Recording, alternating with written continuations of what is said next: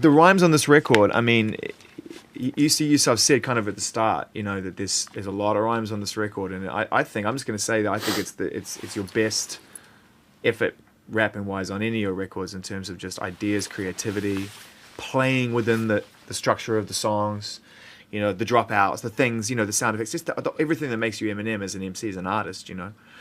How was that kind of composing these rhymes and in a sober frame of mind as well, you know, being this adventurous lyrically for the first time since you've been sober, not reflecting recovery or relapse?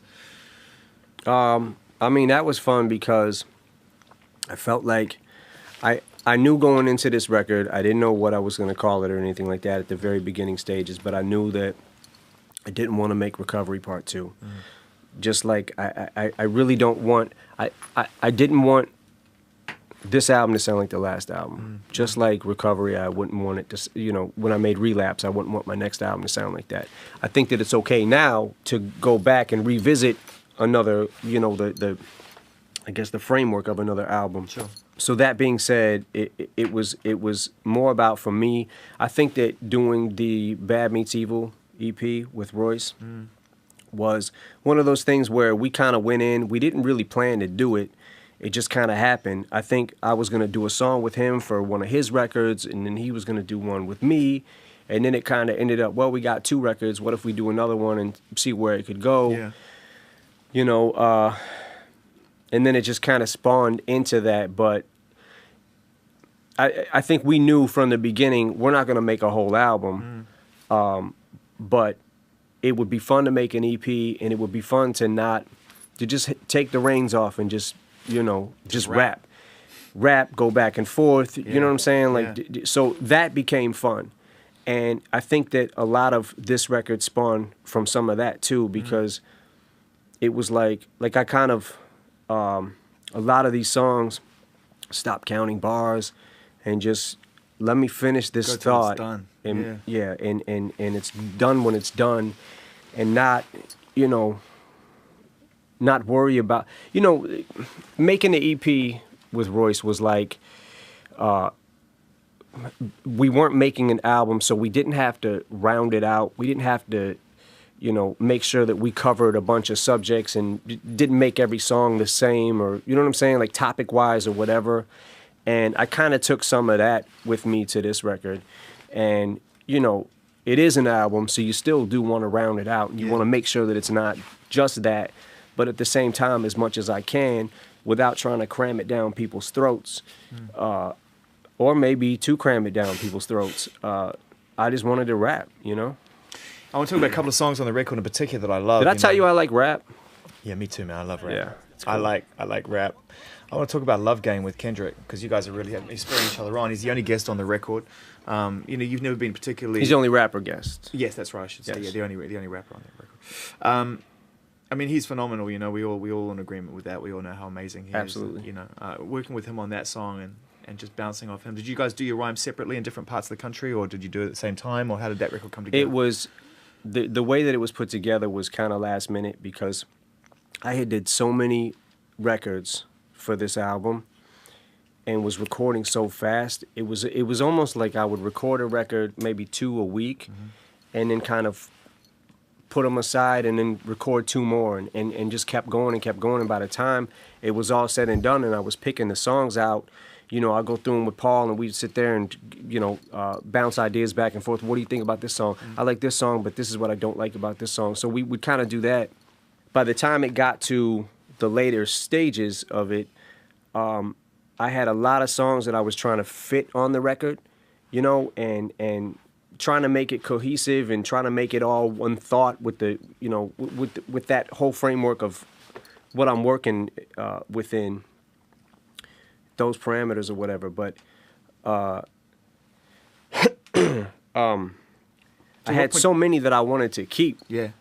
A lot didn't make it. A lot didn't make it. But there were certain ones that I wanted to keep because I felt like, well, this ties in with this. And, you know, when I was writing it, like I was trying to make it tie in with this certain record, but you can only fit so much time on a CD. Well, when it was all said and done and it got to a certain point, you know, I kind of sat back and was like, fuck, man. I got no rappers on this shit. You know what I mean? Like, there's no other rappers on here with me. And it only made sense, you know, me and Paul had talked about we wanted maybe we should try to do an event record and get somebody like Kendrick, just because, you know, Kendrick is as incredible as he is. He's also on the same label. He's in our camp. You know what I mean? So it only made sense and it felt right. So he came to the studio in Detroit. That's cool. So many people phone them in now, send them via email. You know what I mean? Here's a beat. Send me 16 bars. Send me. Yeah, absolutely. Well, I laid a verse and I kind of was showing him where it was going. And Was anyone filming this, by the way, when this was going on? I mean, is anyone know? Nah. Man, wow. Nah, Kendrick me and him had a conversation about the element of surprise. Right. You know, and we had talked about, like, he shouldn't even tell anybody that you know what I'm saying? Like, I won't say nothing, he won't say anything, and he gets it, you know, he really does, man. So you've done a verse, and you're kind of talking through with them, so just get back to that moment, because I want to hear how that came. Well, I laid a verse, played it for him when he came to Detroit, and I said, this is kind of the direction it's going, and I had other things to play him, but what I explained to him was, I have other things that I can play you, but they're kind of, where I was at with the album was, there was a lot of rap on it. So I felt like if I have another song with Kendrick that's just bars of, like, there's no subject, there's no topic, you know what I'm saying? Like, maybe it'd be cool to have a topic. So he came to Detroit, he listened to the verse. Then I said I had an idea for a hook, but I was thinking it might be interesting. Like, I'm doing a lot of hooks on my record. You know, it might be interesting to have you do a hook, because he's great at melody too. So he laid the hook, and then ended up, he laid like 2 different hooks, I think. And after that, I don't know if I'm not sure if, to this day, I'm not sure if he understood that I always wanted him to rap on it. Because he laid 2 hooks, and then he kind of looked like, is that it? You know? Yeah, that's it. The only rapper on the album won't rap. So, or the only other rapper, sorry. So I was like, I can't remember exactly what I said. I was like, something like, yo, Sid, you want to lay a verse? And he was like, oh. Like, I think he looked surprised. I think that he was just not sure. Yeah. You know what I'm saying? So it was getting late. I ended up going home. He laid something. I don't think I could even come back the next day. That's when it actually started getting busy too with everything else. You know, with Survival, Call of Duty, and all that sort of stuff. Yeah, those things started happening. So I think it took me a couple days to be able to get back to the studio to listen to what he did, and then we had to go somewhere for a couple of days. I don't remember where we ended up going, but it took me a minute to be able to get back to him. I told him he killed it, and then you laid down your other verse after that one as well. So it was a classic kind of like bouncing off each other. So to try to because I felt like he's doing the hooks too, you know. So one verse ain't gonna make sense. Maybe I could try to tie it all together and cap it off to try to make it, you know, it wouldn't. I don't think it would have been a complete thought. Yeah. If the record would have ended there. Yeah. But it's a wicked record. I mean, it's kind of it's a dream combination, isn't it? You know, Rick Rubin, you and Kendrick Lamar on the same record. It's like that's never happened before. Yeah, absolutely. And that was the other thing too. Was I felt like what was interesting about that beat to me, and one of the reasons that I wanted to hear Kendrick on it is because I don't think that the style that the beat was in and where the samples from and all that. To me, the feel of that record is so different from what maybe a lot of people would expect us to do. So that was one of the things that attracted to me to that record when Rick sent the beat to me. Can we talk about Headlights? I mean, I know obviously the subject has always been sensitive for you, and you've always said what you need to say on a record, and I've always tried to respect that. But the reason I want to bring that song up is because I love it. I think it's one of the most kind of emotional and brilliant things I think you've ever recorded on record. And I just want to talk more about the mood of how that record came together, and I suppose how difficult it was for you to get that out of your system, and how long you've been preparing to do so. Well, it was one of those things that I don't know if I was mentally preparing for any of that before the idea was given to me to even me and Nate have a mutual friend, Emil, who produced the track. Yeah. And he had brought up, you know, he did a lot of work on the Fun record, Emil did.